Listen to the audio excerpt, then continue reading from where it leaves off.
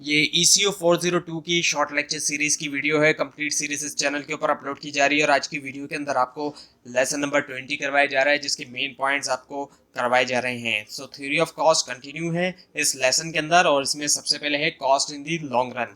सो एक फर्म का जो एक्सपेंशन पैथ है वो कर्व है जो कि शो करता है मोस्ट एफिशिएंट कॉम्बिनेशन इनपुट के हर लेवल ऑफ आउटपुट के लिए। इसका मतलब ये कि फर्म जो है वो प्रोड्यूस कर सकती है कोई भी given level of output lowest possible cost के ऊपर फॉलो करते हुए एक्सपेंशन पैथ।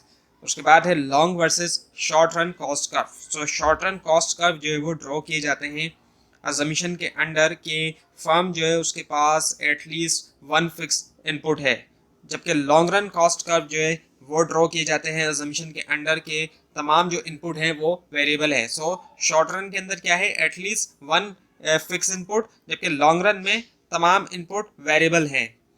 उसके बाद है फिर लॉन्ग रन एवरेज कॉस्ट। सो अगर इनपुट डबल होता है और आउटपुट भी डबल हो जाता है तो ऐसी सिचुएशन में जो एवरेज कॉस्ट है वो कांस्टेंट रहेगी तमाम लेवल ऑफ आउटपुट के ऊपर, क्योंकि दोनों ही एक साथ डबल हो रहे हैं।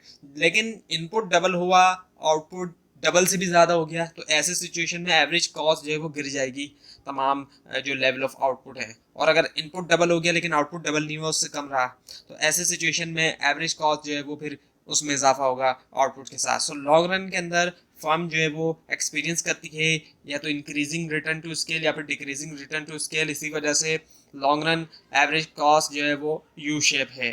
So long run marginal cost से क्या होता है, लॉन्ग रन एवरेज कॉस्ट। सो अगर लॉन्ग रन मार्जिनल कॉस्ट जो है वो लेस देन है लॉन्ग रन एवरेज कॉस्ट से, so long run average cost जो है वो फॉल होगी।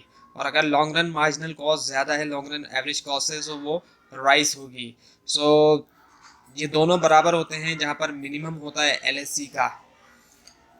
सो क्या रिलेशनशिप है लॉन्ग रन एवरेज कॉस्ट और लॉन्ग रन मार्जिनल कॉस्ट के दरमियान, जब लॉन्ग रन एवरेज कॉस्ट जो है वो कांस्टेंट है। सो एक रिलेशन है।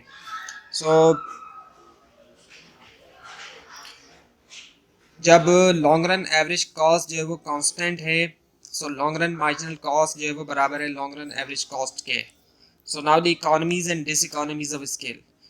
सो इकोनॉमीज ऑफ स्केल क्या है कि आउटपुट जो है वो इंक्रीज होता है, उससे ज़्यादा इंक्रीज होता है जितना इनपुट में इजाफा हो रहा है। इनपुट से ज़्यादा आउटपुट में इजाफा होता है, उसको हम इकोनॉमीज ऑफ स्केल कहेंगे।